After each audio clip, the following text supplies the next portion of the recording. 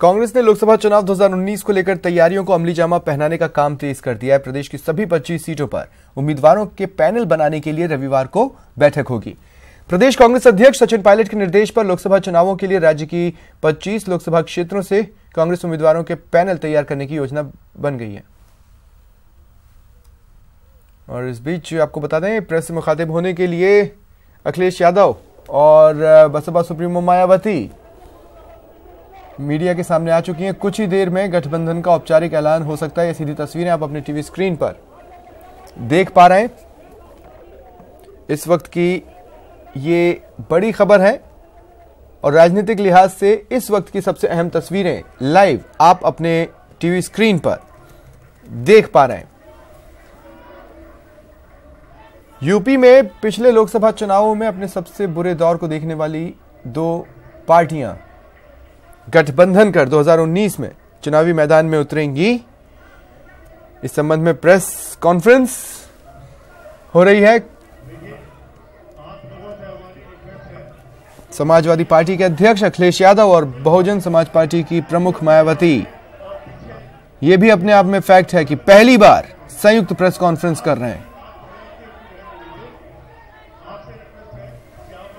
26 सालों बाद सपा बसपा में गठबंधन की सुगबुगाहटें आई और अब उसका औपचारिक ऐलान हो सकता है। 1993 में सपा और बसपा में गठबंधन हुआ था और उसके बाद हालात बदल गए। तो ऐसे दल जिनमें मतभेद ही नहीं मनभेद भी कई बार सामने आए, अब सियासी मजबूरी कही है, एक हो रहे हैं, गठबंधन कर रहे हैं। रिक्वेस्ट करना पड़ेगा कि आप लोग बाहर जाएं। हमें रिक्वेस्ट करना पड़ेगा आप लोगों से कि आप बाहर जाएं। अगर आप हमारी रिक्वेस्ट नहीं मान रहे हैं तो हमें रिक्वेस्ट करना पड़ेगा कि आप लोग बाहर जाएं।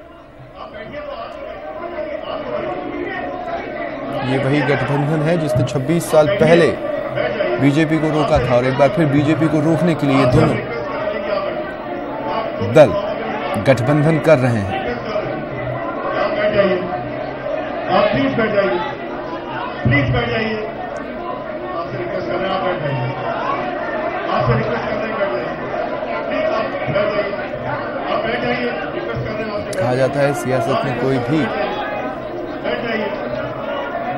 आप रिक्वेस्ट परमानेंट विरोधी नहीं होता। आपसे रिक्वेस्ट इसकी बानगी हर साल देखने को मिलती है। इस साल भी आप लोगों से रिक्वेस्ट है, देखने को मिल रही है। प्लीज आप लोग बैठ जाइए। कुछ देर में मीडिया से बातचीत शुरू करेंगे। अहम घटनाक्रम यूपी की सियासत में, बल्कि देश के लिहाज से भी 80 लोकसभा सीटें यूपी में हैं और माना यह जाता है कि यूपी से ही दिल्ली का रास्ता निकलता है। पिछले बार 2014 में जिस तरह से लगभग एक तरफा मुकाबले में बीजेपी ने यहां पर मैक्सिमम सीटें हासिल की, उससे लोकसभा में उस वक्त सरकार बनाने का जरूरी आंकड़ा बीजेपी ने अपने दम पर हासिल कर लिया। प्लीज बैठ जाइए, प्लीज बैठ जाइए, बैठ जाइए, बैठ जाइए। धन्यवाद, बहुत बहुत धन्यवाद।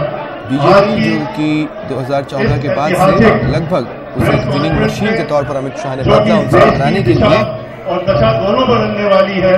उसमें आप सभी उत्तर प्रदेश में टकराने के लिए समाजवादी पार्टी और बहुजन समाज पार्टी गठबंधन हो रहा है। साझा प्रेस कॉन्फ्रेंस मैं चाहूंगा आपके कि आप लोग अगर शांति बनाए रखें, 1 मिनट के लिए शांति बना ले, तो मैं अपने राष्ट्रीय नेताओं से रिक्वेस्ट करूंगा कि वो प्रेस कॉन्फ्रेंस शुरू करें। आप प्लीज अपनी शांति बना लें और 2 मिनट के लिए आप साइलेंस दिखा दें, तो मैं उनसे रिक्वेस्ट करूंगा। धन्यवाद। मैं अब अपनी बहुजन समाज पार्टी की राष्ट्रीय अध्यक्ष बहन कुमारी मायावती जी और समाजवादी पार्टी के राष्ट्रीय अध्यक्ष श्री अखिलेश यादव जी की इस प्रेस कॉन्फ्रेंस में आप सब लोगों का स्वागत करते हुए मैं रिक्वेस्ट करूंगा बहन मायावती जी से कि वो प्रेस को संबोधित करने का करें। धन्यवाद।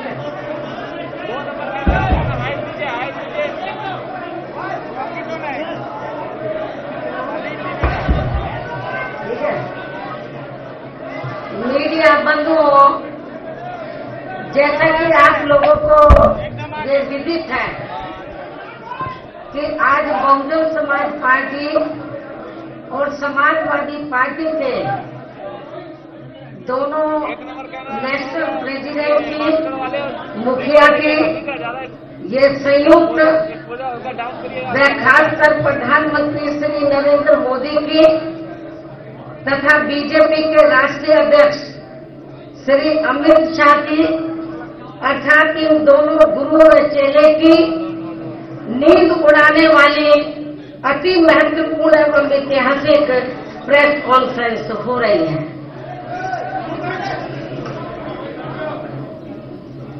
हालांकि इसकी वास्तव में पृष्ठभूमि ये है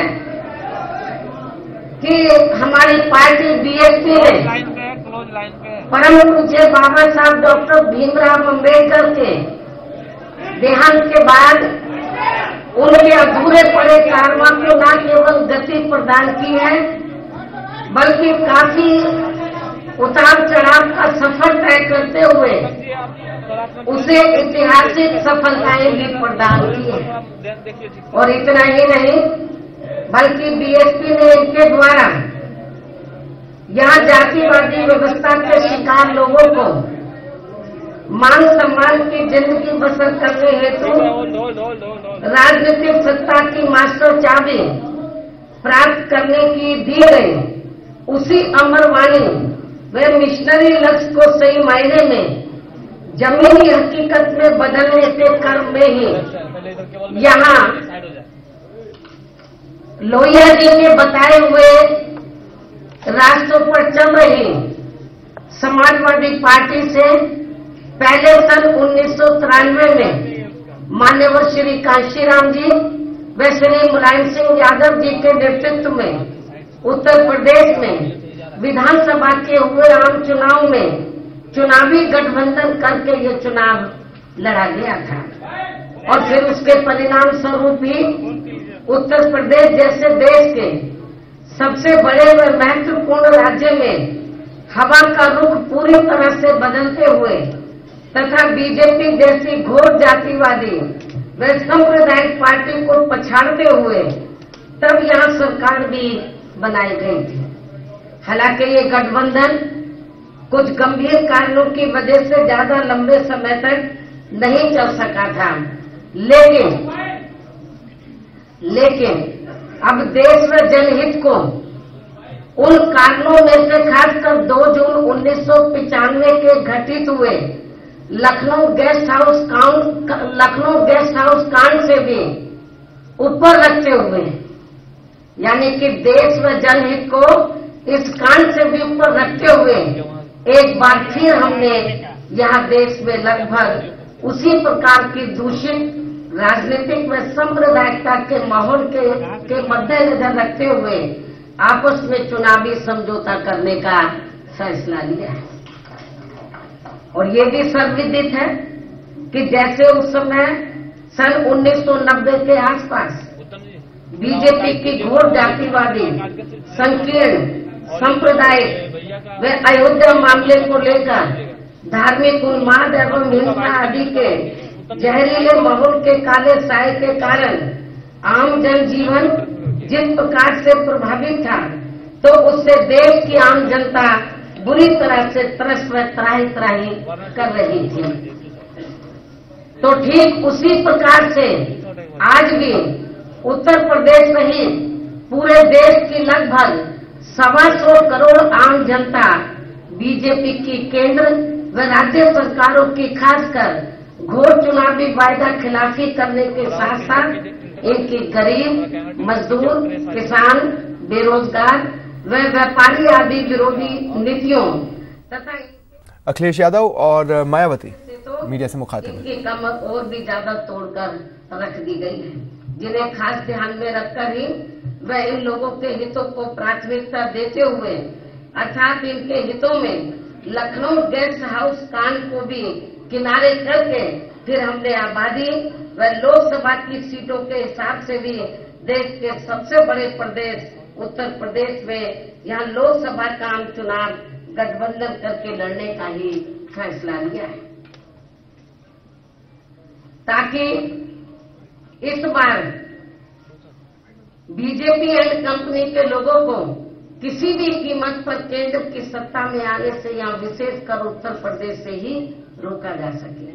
और वैसे भी हमें ये पूरा भरोसा है कि जिस प्रकार से हमने अर्थात बीएसपी व सपा ने मिलकर अभी तक यहाँ लोकसभा व विधानसभा के हुए सभी उपचुनावों में बीजेपी के अधिकांश उम्मीदवारों को बुरी तरह से हराया है, तो फिर ये बीएसपी व सपा का बना गठबंधन देश में जल्दी ही होने वाले लोकसभा चुनाव में भी खासकर यहाँ उत्तर प्रदेश से बीजेपी के उम्मीदवारों को अब किसी भी कीमत पर कामयाब नहीं होने देगा, जिसकी हमें पूरी उम्मीद भी है।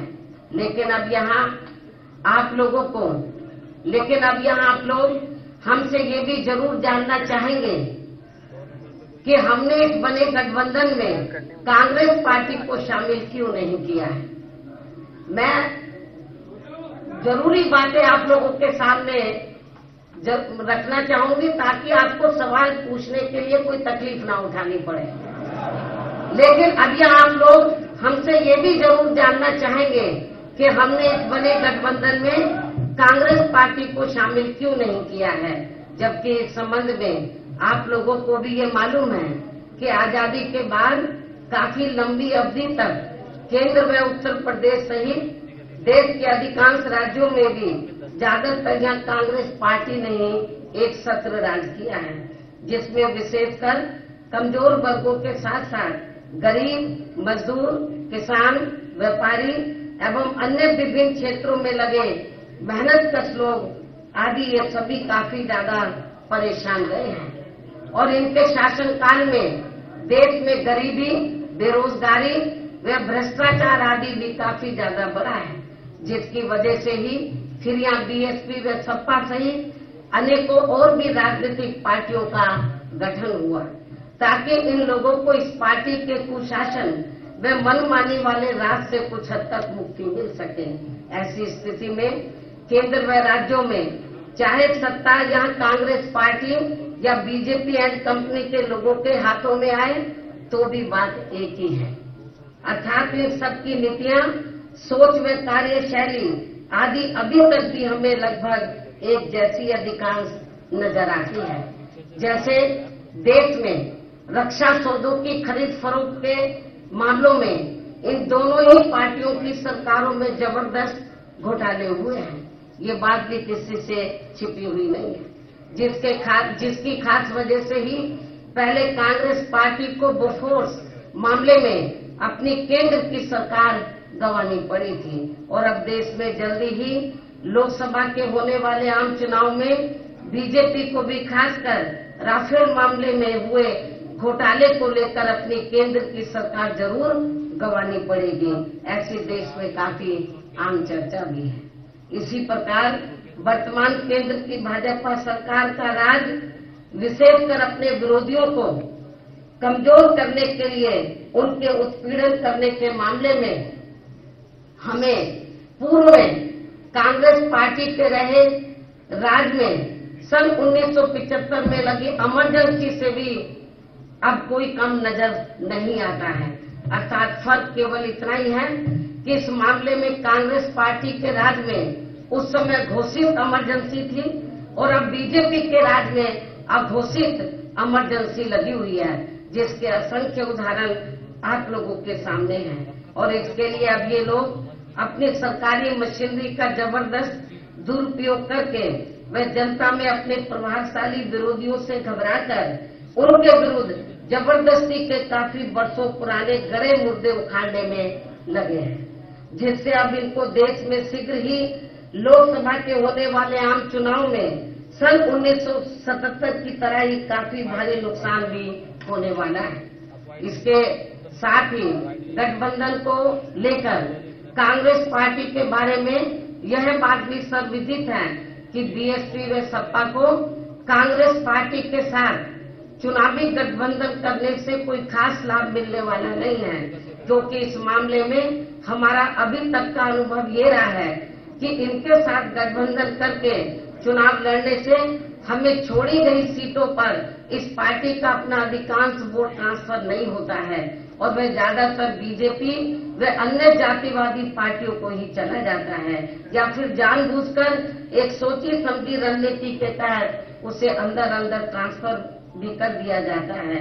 जबकि हमारी पार्टी से जुड़ा पूरा का पूरा वोट एक तरफा हमारे साथ गठबंधन की गई किसी भी पार्टी को पूरी ईमानदारी से ट्रांसफर हो जाता है, जिससे कांग्रेस पार्टी जैसी पार्टियों को